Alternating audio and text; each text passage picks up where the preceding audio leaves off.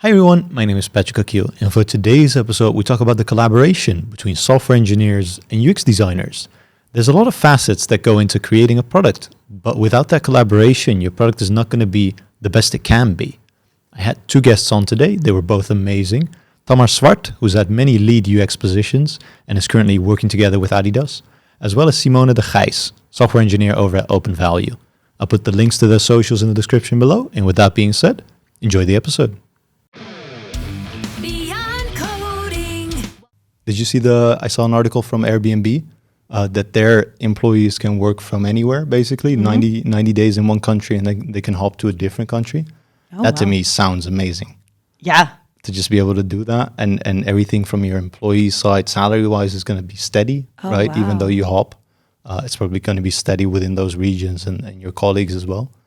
That gives you so much freedom. Right? Yeah, exactly. I think it's already harder to hire good people, good engineers, good UX people as well, because I've seen high highs and low lows. But that's an extra benefit that a company all of a sudden can give. Just be like, if you work with us, you can work wherever you want, whichever country, whichever region.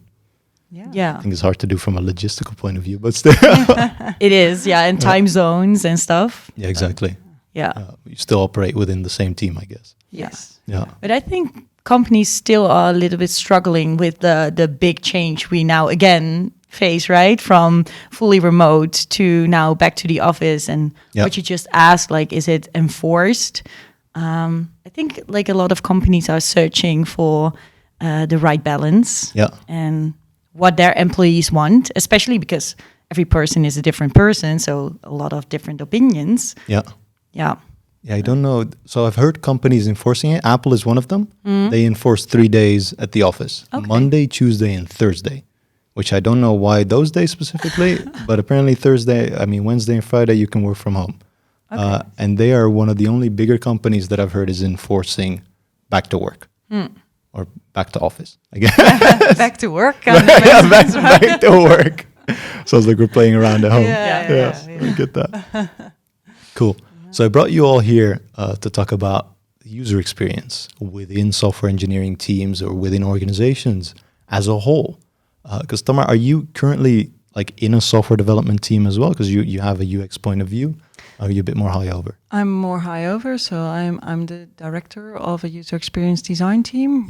Focused on digital retail, so everything that's digital in our retail stores. So the people in my team are mostly within agile Scrum teams working together. But before this, I worked at different companies where I was also a designer within agile teams. So, exactly. What are some of the difficulties working together with software engineers or in such a team that you've seen over the years? Oh, never difficulties. Challenges, maybe. Challenges can be when you do remote working like we've done in the past 2 years, when you don't see each other. And sometimes it's a language thing. So it can be like typical language, Dutch or English, but it can also be like code versus UX language, so to say, or designer language when, we talk about pixels and others speak more about the code thing. That can be a challenge, but once you work together real closely, get to know each other, you kind of figure those things out together, which is really nice. Exactly. I mean, it's interesting that you say when you work closely together, right? Because I've also been in teams where we have a design department, a UX department, and they give us the information and it goes back and forth because it's incomplete or it has some inconsistencies, or we deliver something and the same happens vice versa. I like when it's in the same team where I can just take you beside me and be like, look, this doesn't make sense, or this is what we figured out. Does it still make sense? Yeah, and that is a challenge now. It was a big challenge with remote working, but it remains a challenge if you have development teams in a different country, or even, developers in one country, another developer in another. And that becomes more and more the thing. Like you said, with Airbnb, they can work from wherever. If that is normal with more tech companies, then we need to find a new way of working in, how to make each other understand what we mean. And if we cannot brainstorm on a whiteboard, it is a digital whiteboard. But still, it's different, right? Yeah, for sure. But then we're still thinking about being in one team. But as you said, like it's not too long ago that I didn't have any experience of a UXer in my team. That's quite recently, I think the last year, that UX got introduced in my team. And before that, it was really separate.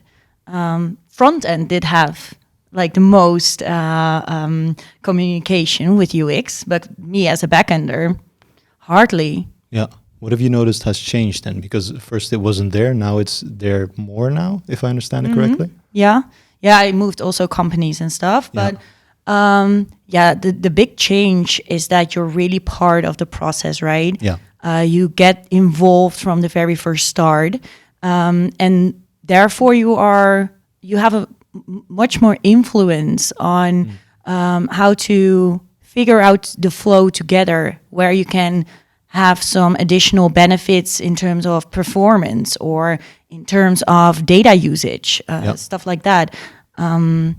Whereas if you would get just the design delivered to you, it's always you're already a step behind, right? Yeah. And most of the time, it's also easier to just follow then the designs instead of like going back and saying like, oh no, I think we should do this differently, because then it's another team, it's another stakeholder in that sense. It slows you down if you like need to go to that other team and you need to wait for a response. So yeah, everything speedens up for sure if you're in the same team, and it's just a lot more fun because you're actually involved in what you're making, because code is only a part of the product, right? Exactly. Yeah, that enjoyment, I really recognize that, right? Because, I mean, the fastest I've gone is when I had a team, also UX was in there, and I knew the people around me, we knew exactly what we needed to do, and we had a certain responsibility and autonomy to get it done, basically. That's the fastest I've gone within a software team. But that UX component was very crucial, because they were still figuring out what is our user base, what are their needs first and foremost. And we were already working on some technical things. We didn't even have a design, but we made up a design. We were like, is this kind of where you think it's going to go? And then they gave us a yes. So we already built that. And then obviously we refined it as we went along. We didn't wait until they did their research and then we could start. We started in parallel, which is how we got the fastest result, right? Making some assumptions here and there, sure. But testing them and validating them as soon as possible. Yeah. And also what it brings to the table. So if you say first we do the design, then we hand it over to the developer, you're missing a lot of innovation power and also creativity power, because the more diverse the team is that thinks of a solution, the more creative and the more innovative you can get.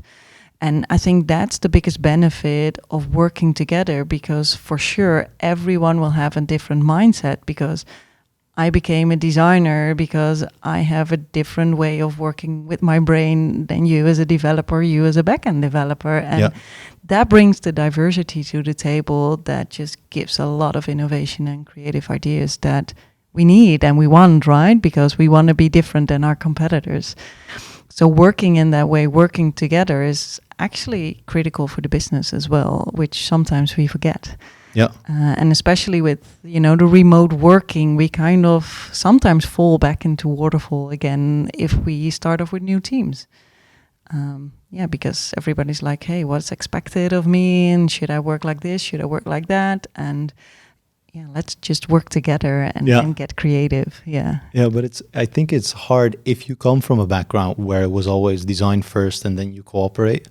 I think it's hard to be like, oh, actually this happens in parallel now, or what do I do now? Basically, when I come in a new team and it happens in parallel, what is my role here? Do I give my input? Do I collaborate? I think that's hard to kind of digest in the beginning, especially remote nowadays. You need to be a bit brave, right? To bring it up, to start a conversation and to just try stuff out. Just try different approaches. If it doesn't work, it doesn't work. You just change it. But start talking to each other. Exactly. It's very basic, the thing of communication. But it goes wrong all the time for some reason. What I'm wondering is, so you have UX, right? And you have UI, you have design and user experience as well. But a lot of companies, a lot of teams, I feel like jumble the kind of the elements in one big mess, and everything's the same, everything's black and white that way as well. What to you is kind of the essence of UX in the first place? So for me, the UX is really the part where we really look at the target group, investigate, do the research, make sure we know what the solution should be. You even have the part before that's becoming more popular now, and that's called service design. Yep. Not sure if you've heard of that, but then you actually think of what should the solution be, and should the solution even be a digital solution? Because sometimes it's just, I don't know, an analog solution or just improving a service. But if that then comes, okay, we can solve this with a digital tool, this is what we believe in, then you have the UX designer looking into this. What could it be? What's the target group? What are we aiming for? What are the business needs? Are there any requirements? And this is where, of course, tech already comes into play, and especially the back end, because we need to know what can we get from the back end. Yeah. Do we need to build something completely new? Or can we get started already? And at that point, if you say, okay, maybe we should build something like this, but we don't have the backend yet, then you can go together, right, and discover together and only start wireframing a bit, so just some sketches together and say, okay, but if we need this, then I need to build this in the backend. You go and I go design, already do the research, see if there's a need or that we need to change the user experience, really a deep dive into the usability of what we're designing. And then you can continue as soon as you have all that data. Well, users actually think like this, and this is what we call their mental model. So this is what they're used to. So this is what they understand. This is what was difficult to understand. And then together you can build that front end much faster. Yeah. And then when the UI comes to play, this is really, okay, what should it look like? What's the typography, the color settings, you name it. And what you see a lot is that is also, sometimes it can be divided into two roles, because it's a lot, of course, that you have to do. It sounds like it. And some designers can do both. But what I always say, I always look at my team and say, okay, where does your passion lie? Where does your specialty lie? What do you love to do? And then some people take on both. Some people take one part or the other part. And you have, sometimes the UX designer makes the prototype, sometimes the UI designer. But as long as you work together, then it can all work for everyone. Yeah. And I imagine that's the same for back end and front end, but of course. Like you have so many tastes and specialities as well in back end, right? And that's the beauty of a team, I guess. Like everybody brings something to the table. Yeah.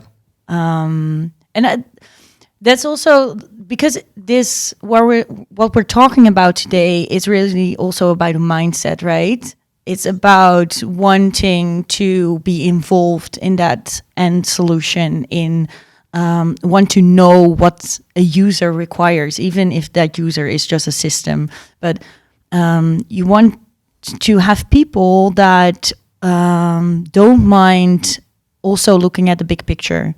But on the same end, like if you only have generalists, then you also will not make it, right? So it's also nice to have some specialists that are really have in-depth knowledge about their product or their core code that's going on. So it's just a mindset, like you need to be open for it, but it doesn't matter if you're more a specialist or a generalist. We need all of them. Yeah, it's about the diversity within that team, right? Exactly. And within that team, the goal is to get it done. Basically, you're responsible for a few things, sure, but cooperating and working together and getting it actually done, that's the essence of what a team is responsible for, right? Yeah. It's not just you do your thing and I'm going to do my thing. No, we're going to do this together. Yeah. So sure, you can take chunks of that, but we're in this together and we're responsible together at the end of the day. I like that you said kind of the strategy is now becoming more prevalent, because that is also what I've seen, right? People that are more focused on that part. And I think it's still UX, or I don't know how to label it. That's kind of the hard thing. Yeah. But people that are also then better at more of the visualization, right? Really graphic design or branding or typography, all those facets. I can't even name all of them because it's so broad. And those are kind of the two kind of edge cases I've seen, or not even edge cases, more opposite sides of the spectrum, or those are really far ahead from each other. Yeah. And then in there, you can tip the scale a bit, right? You can be more strategy oriented and be a bit less good at the visualization of things. But you need both within a team, within a product as well. Yeah. On the strategy side, do you see a role for engineering there as well to already help within figuring out what the options are?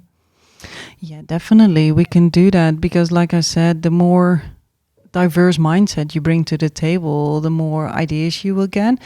And you also see, like, there we have product owners, there we have marketeers already coming in, but it should also be from a technical perspective. You know, what's new there, what we cannot think of. I cannot think of that we can do something different with a back end or even with the front end, right? Yeah. And that's this big collaboration that you always have. If you look, for instance, into design systems, that has become huge, right? In the past incredibly few years. Yeah.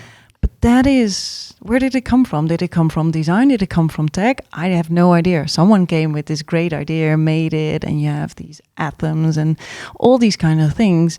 But it's a collaboration, and that's what made it big. It's not this one person in the corner of an office making a design system. Yeah. It's all of us together, and we need something new, and how can we build it? How can we reuse it? And you have all these, components bringing us together, and that's the same with the people in a team. Yeah, I love the example of a design system, right? Because that helps every facet within a team, right? If you don't have a design system in place, your product is going to be kind of this amalgamation of variants, basically, and from a front end, even a back end perspective, that's going to be a mess. You're going to have to maintain variants of the same thing, which do actually the same thing, which could have been straightened out down the line. But when you have that in place, when you start, or even when you've started and you can iron some things out, then all of a sudden it makes sense because you have kind of rules that you've vaguely enforced within your code base first and foremost, but also within your design. Everything is a bit more consistent than it would be otherwise. And you really feel that as an engineer then as well. Yeah, you also feel it as a user, right? If it's consistent, it's easier to understand. I wonder how that works with backend. Do you also have kind of like a backend system or a way to make things, really consistent? I think that really depends on the company you work for. Of course, like you can enforce stuff, like you can introduce certain libraries where you generalize certain functions or functionality. But I think it's really up to the company itself. Do you have a lot of freedom in that? And what about the data models? Because that makes the most sense to me from a backend point of view. You have specific domains that your company is in. Even from a user perspective, you have different kind of roles or users. And then the data model that we model from a backend perspective, I think that makes the most sense. That's the most similar, I feel like. And that also evolves as your backend evolves, as you learn more things. All of a sudden you're like, oh, this doesn't really make sense anymore here, or we should place that there. And your data model it reflects more what reality actually is. Yeah, for sure. And it also helps in the conversation with front end, right? Or with UX and design. Because you can have, like, if everybody just writes free, you can have so many stuff that is actually the same, but with a different name or like this really tiny difference. It can be very chaotic and stuff. So data model is definitely a good idea for everyone, I think. Yeah. I mean, conventions as well. If you don't have conventions, then as you say, everyone's going to write their own kind of variant, or it's going to look slightly different depending on who wrote it. That's why you want conventions in place. You don't talk about that stuff. What, the curly bracket here, or is it how many spaces, stuff like that. That's those details we shouldn't really talk about or spend any attention on. Yeah, so we can just focus be in on place. Yeah. Exactly. So we can focus on actually solving the issues ahead, basically. What I've always wondered is, I mean, we're working more and more remote. Products are also kind of transcending international borders or national borders. I think then it becomes international. But different groups, how do you say this?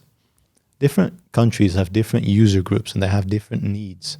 So from a product perspective, from even a UX perspective, you already have to accommodate for that, right? If you have, let's take an e-commerce website and it's global, it's all of Europe. It might be different in Asia. I'm thinking for sure it's going to be different in Asia. Maybe North America, slightly different. But how do you already take that into the consideration when you create the actual product or the design for that? Yeah, that's always a challenge. So what we do is usually we first try to create like the global thing and then tweak it to the market sometimes. And you mentioned... Start global? Well, the thinking. Yeah. And what we do is we sometimes just run like a pilot or an experiment, like would this functionality work, especially if you do like really new stuff in one market. And European countries are kind of alike, but for e-com, you can have completely different payment methods or delivery methods. That's usually where it really deviates. Yeah. But if you look at, for instance, China, we have a completely different design team in China. Yeah. Because that is a one-off, so to say. Exactly. Yeah. And the market is big enough to make that happen, right? But yeah, that's not something you can pick up like a global thing because it's a completely different market. Yeah. And sometimes, you say, okay, this thing only works in the US. So let's make sure it works properly there and only release it there. Yeah. What do you expect from engineers when you have that dialogue with them, either on the strategy side or within the implementation? Do you expect them to give you options from a technical point of view, or what is the expectation there? Yeah, always brainstorm along and let the designer know what the options are. Yeah. Because then we get more creative as a team. And what I've noticed is, because developers think differently, it really helps. Like, have you thought of this? Or we could do this. And especially with animation design, that really works if we do it together, because we don't want to overcomplicate it, that you work like a week on one animation. Yeah. But also sometimes we think it takes a week and it only takes an hour, right? So that's very important to keep working together and see what we can do. And we also need a lot of involvement from the market. So really talk to the people in the markets. And there are so many experts everywhere. You don't always need the research. Of course, we love to do the research and talk to our users. But sometimes it's also good enough to talk to an expert who knows what it is. And then you can just roll it out and test it and usability test it and then see if it works. Yeah, that makes sense. So from the opposite side of the spectrum, Simone, what do you expect from kind of a UX role within your team?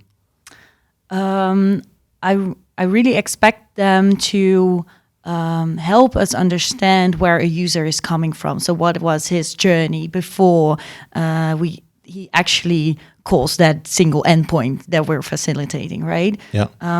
Because it's funny because, like what you just said, the other way it works around as well. Because if we only get an assignment, let's say, okay, create an endpoint where you can create a user. Let's say something like that. Then we're just going ahead. We're making that endpoint, but we didn't even think about what will happen, like when there are errors. Like, should we return the error, or should we not give it back to front end? Should it be like a single call, and then there should be an alternative flow, stuff like that. You don't think about that when you just get an assignment saying create an endpoint. Yeah. So we need to know the entire flow, like what is possible to be able to think along, I think. Yeah, that makes sense. I mean, it's hard to do that, right? To envision kind of the user flow even when things go wrong. Because it's easy when it goes right? That's the golden path we're talking about. But there's so many different facets that can go wrong, right? On a technical level, or even on a user interaction level. They could do something unexpected, and you're like, okay, if you close your browser, we know nothing from a backend point of view, and you in the front end can only do so much with caching and stuff. I think it's hard to absolve that, to kind of get all of that. Do you figure out kind of a base percentage then and be like, okay, if we have X amount of coverage, we're kind of fine, or we don't think about these edge cases? Even the word edge case is weird when you're talking about an actual user. But how do you do that? Yeah, so I always say to the designers, once you've designed the happy flow, you're halfway there, or maybe 30%, depending on on how difficult it is. Yeah. And all the edge cases, and we do call them edge cases. You need to design for it because you know that there are people who use your product in a different way. And that's when you really start to think, right? And this is also the challenge that we have, and I'm sure you have it as well, that people from the business side just think when they see a prototype of the Happy Flow, like, okay, when can we get it live? Yeah, go, let's do it. Yeah, like, oh yeah, you just test it and then it's live, and you're not, no, this is just a start, and we're testing it with users, we're optimizing it. And then we have to think of all the things, all the ways people can use it, and the error states and things that can go wrong on a back-end perspective. What if we don't get this data, or what if we cannot send this data? And this is the part where we it's crucial to work together, because a lot of times the designers cannot think of all these things. Yeah. Sometimes you're just already so into your design, into your flow, and you've gotten good feedback from the users, and you're also like, yeah, let's get this live because I'm proud of my work. Yeah. And then you sometimes just forget about the crucial other points, how that can go. And then it's so important to sit together with your developers, and also from a backend, well, maybe this can go wrong, and you're like, okay, let's design for this, and that's so important. So I love that you mentioned that, Simone. Yeah, especially because unfortunately the negative experiences stay way longer with a user than the positive, right? Everybody expects that the flow will work. If it doesn't work, it will stay with them and they will remember it probably. Yeah. And it's broken. It's broken. It doesn't work. Exactly. Yeah, and that's also where we get the known unknowns and the unknown unknowns, right? Yeah. Yes. So we need to design for both of them, I guess. But it's hard to do up front, right? Because sometimes when you put A and B together, you have this kind of byproduct, and all of a sudden C pops out, and you're like, oh, we couldn't have foreseen this in front. Absolutely. But I think that's the unknown. Yeah. So that's you can do so much, as you say up front. You can think of the big unhappy flows, and you can foresee that and anticipate on that. Yeah. But then you also need to have that little garbage pile, right? Okay, probably there can go there is something that can go wrong. Yeah. We don't know what yet, but we know something probably will go wrong. So what to do then? What to do, where to redirect to, what should a user see, what should, just in a general case of an error. Because from an engineering point of view, that's what you see, right? You can see when an error occurs, where it's going to occur. And maybe from kind of a UX perspective or design perspective, you can't really foresee that because you don't know what happens behind the box, right, on a technical level. Do you think it's demotivating? Because a lot of people, I think when they have that dialogue, they're like, man, I didn't think about it. When you said 30% there, that sounds harsh. I feel like, doesn't it? You're like, man, we finally got it. And you're like, 30% there. Yeah. Well, I mean, I think the fun part is when you think of something new, right? Yeah. But it can also be fun to really think of the edge cases and finding that solution. It can energizes you. Where it drains your energy is when there's this tight deadline and you don't really have the time to think of the solution properly. Yeah. That's when the fun goes out of it. And I think that's something we should realize as a team and take that into our estimations and our plannings. Really say, okay, once we're there, we still need at least another 50%, right? Yeah. So always calculate that into your time and make it fun together. Then it's great to work on those solutions and you will see it from the feedback afterwards in the App Store or online. Yeah. Exactly. I don't know why this is, but when a product gets released, when it's live, people are like, okay, done, on to the next one. But that's actually when you give it to the users, and now you're going to learn, right? You're going to continuously improve, continuously innovate, and you're actually going to get feedback. People using your product and being like, oh, this makes sense, and this actually doesn't make sense, or these are scenarios we didn't cover yet. Why do you think that understanding is not there either within a business team, or I don't even where it lacks, but when it's done, people think on to the next one. Yeah, I think that's also wishful thinking Yeah. for once.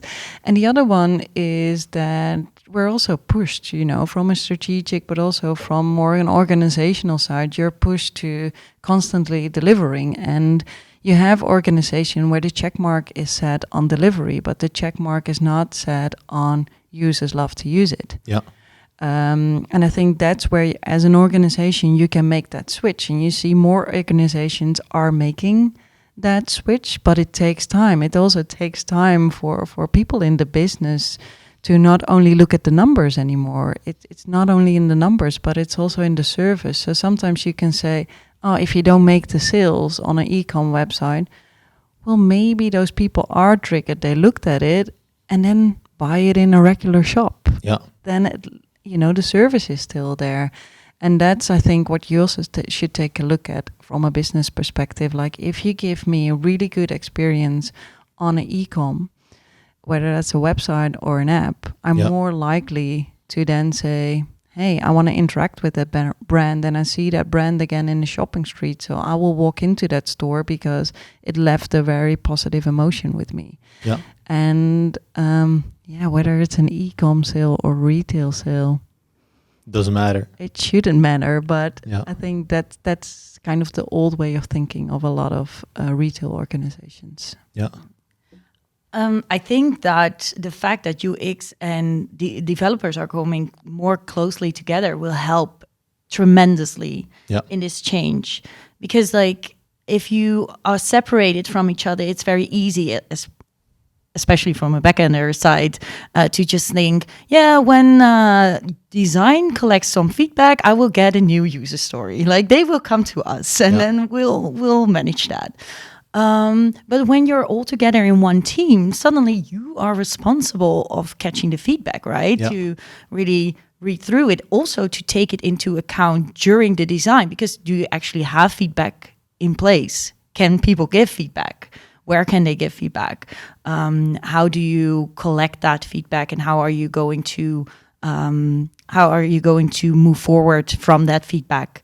I think when you integrate teams, specialities, and roles, it can really help in changing that mindset. Yeah, I love that you point that out, because then you can actually understand each other, right? If we take the example of deadlines, if there are a lot of deadlines, everyone's feeling a lot of pressure, right? If you then start asking about questions and error flows and things that the design team hadn't thought of yet, there's going to be a lot of friction. They're going to be like, they're not delivering. They can be like, well, they didn't do a good job. Like, everyone's going to be unhappy in the first place. But if you're responsible for that together, at least you understand each other. Communication lines are short, and you feel each other's pain, right? Yeah. And then you're in this together, so you better resolve it. Or, I mean, you still have that shared ownership, that shared responsibility. Exactly. Yeah, I think it's a hard thing to do, right? But as you said, I see organizations shifting in it, shifting within that mindset. Yeah. So I do see it trend to the upside, to the better of that. I just hope it's in time. User experience are getting so prevalent and more important. The main example in my head is Coolblue, which is I think it's Dutch, right? Dutch company. Yeah. Dutch, that does their customer service extremely well. With a smile. With a smile, yeah, exactly. Right. And I had an issue with LinkedIn, and I must have gotten at least 30 automated messages that said, we're looking at your issue, and I got another email that was the exact same copy. I never spoke to a human at the end of the day. And because LinkedIn is so huge, I don't have an alternative to go, there's no alternative to resolve my problem. So I'm just screwed, basically. My problem's not going to get resolved. I think it's still open. It's an issue from a month back. And the company has gotten so big that they'd rather focus on probably new things and innovations and new features than actually making sure their customers are happy or resolving issues that are within the existing platform. That's really sad. That makes me really sad as an end user. Yes. Yeah. Yeah. But you see that in more companies, right? Where they're all target, KPIs, you name it. Yeah. And it should be a KPI. Make sure your top 10 user problems are solved. You get them from customer service, and you have each release you do with your app, or every so many weeks on your website, you make sure you pick something from that top 10. Yeah. That's on you. And everybody in the team should be able to dream that top 10. If you ask them, at least name 3 of them, they should be able to name 3 of it. For me, that would be the ideal world. Exactly. Yes. But from an engineering point of view, I do know when I work in a team, and you probably can relate to this, when things are not covered yet. Oh, that's been in there for a while. When that happens, this is the end result. It's going to impact certain amounts of customers, maybe 1% or 0.1%. But we know it's in there. We can see it. We can trace what happens. We can see the impact. Yet we don't get the time to resolve that, probably especially because of those KPIs. And that, I mean, makes me feel a certain way. It makes me sad because I know it's in there. I don't get the time to fix that. Exactly. I do need to focus on other stuff, which is, sure, it's also fun, but it's building up, right? It's release after release. If you don't get the time to do a big sweep and fix those user issues that you know are in there, it can be demotivating as well, I think. Yeah, I think, to be honest, I think there should be a certain amount of time like reserved every sprint if you're working in sprints, but like a certain amount of time that you get to work on tech depth, what you are probably talking about, right? Like the bugs and the small things that pile up to be like this big garbage pile. Yeah, I mean, it's not even tech debt, but it could also be a feature that we have built this way, but that is incomplete. That we know will even impact, which is it's not necessarily tech debt because that's how we built it, but it's not finished, and we're not going to finish it. Yeah, for sure.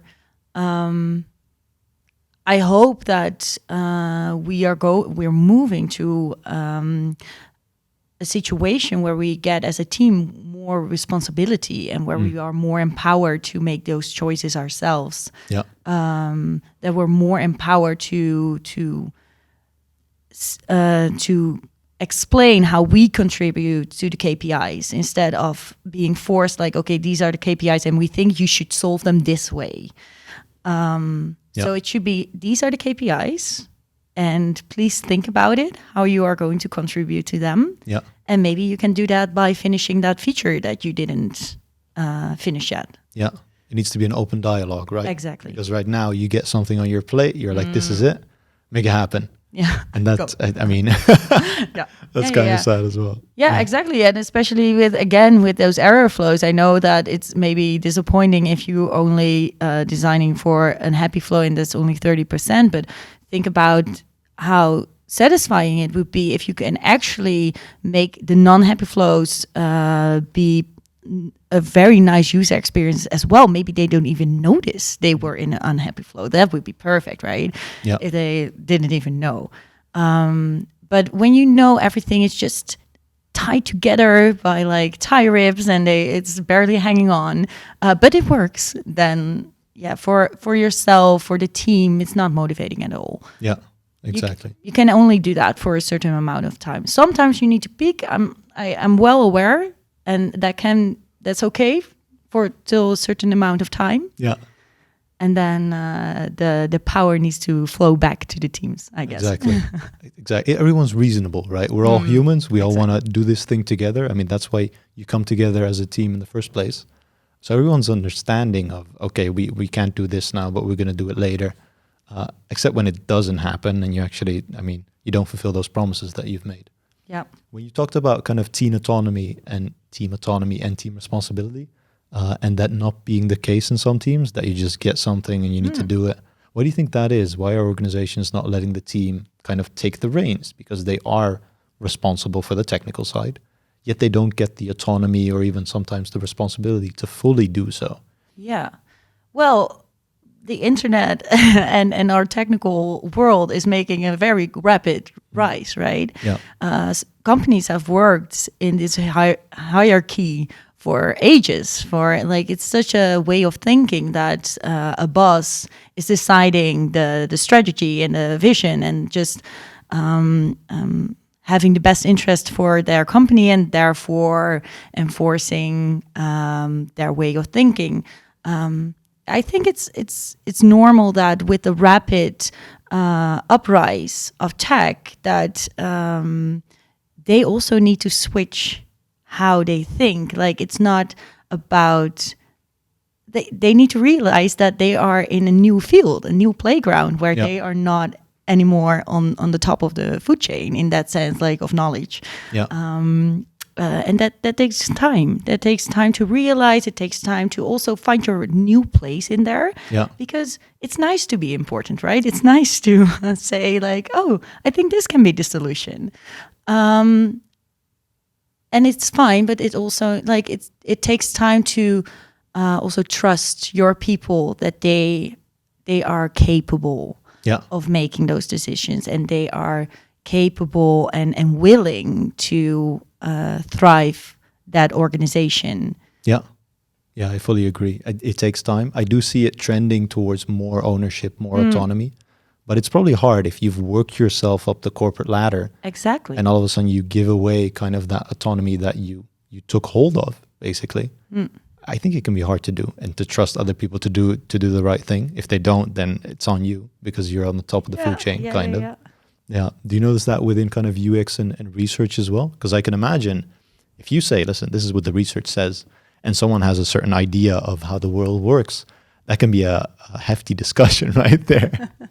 Yeah, but it's good to work with people who have an open mindset. And usually it's also on getting to know the people that you work with. So get to know the teams, but also the team members. And with that, you do have sometimes team members who love it. Just give it to me in snackable content and tell me what to do, make that Jira ticket complete. And that's how I love it, right? And that's fine. And then you have the team members that really love to work autonomously and figure things out together. And put those people together and you have the most awesome team you want, right? And the other way around as well, then put that person on top of it who loves, who is that 1 in a million genius who thinks of everything and then other people can build it. There are not a lot of people there, I can tell you, but it's really knowing your team, knowing your team members, and it's also good leadership skills. Yeah. Because that's where it starts. You need to let go, you need to trust your team and tell them if you need help, come to me, and then of course I can give you some tips.